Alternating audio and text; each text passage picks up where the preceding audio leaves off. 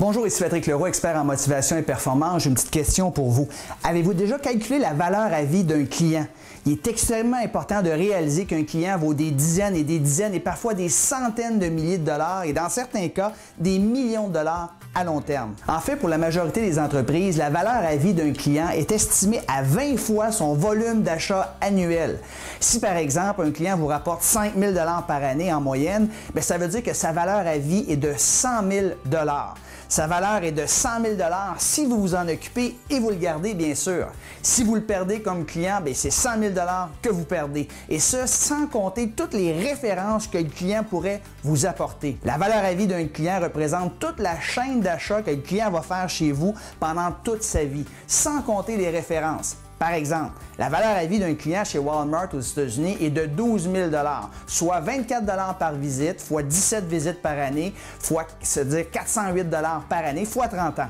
La valeur à vie d'un client pour un restaurant local, par exemple, on dit que les gens vont souvent au restaurant 2-3 fois par semaine. Ils vont souvent, généralement, au même restaurant, celui qu'ils préfèrent. En fait, il y a seulement 11 % des gens qui vont essayer des nouvelles choses. Eh bien, si les gens dépensent 40 $ en moyenne par semaine, fois 50 semaines, fois 7 ans, parce que les gens déménagent aux 7 ans, la valeur à vie d'un client, c'est de 14 000 $.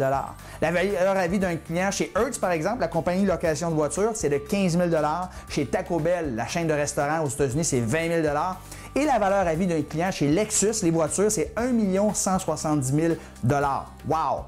Ce chiffre peut évidemment varier d'une industrie à l'autre. À vous de faire vos calculs. Je donnais une conférence il n'y a pas si longtemps à une entreprise de fourniture de bureau. Et eux m'ont dit que l'achat moyen d'un client, un client d'affaires, c'était 12 000 $ par année, un notaire par exemple. Et la durée de vie de cette personne-là en affaires est d'environ 35 ans. Ce qui donne, si vous faites le calcul, 420 000 $. C'est-à-dire que la valeur à vie pour eux, un client, c'est 420 000 $, soit le prix d'une jolie maison. Quand on réalise la valeur à vie d'un client, son importance, on ne le traite pas de la même façon, on le traite aux petits oignons, puis même s'il y a des petits caprices parfois, c'est pas grave parce qu'on sait à quel point il peut nous rapporter à long terme. Donc la question que j'ai à vous poser à tout le monde aujourd'hui, c'est avez-vous déjà calculé la valeur à vie d'un client chez vous? Alors si vous aimeriez en savoir davantage sur ce sujet, je vous invite à participer à mon webinaire d'environ 75 minutes qui s'intitule Comment fidéliser vos clients, où je vous partagerai des trucs, des idées, des astuces pour vous aider justement à fidéliser vos clients de sorte qu'ils achètent longtemps chez vous et qu'ils vous réfèrent à leur réseau de contacts. Sur ce, je vous souhaite à tous bon succès.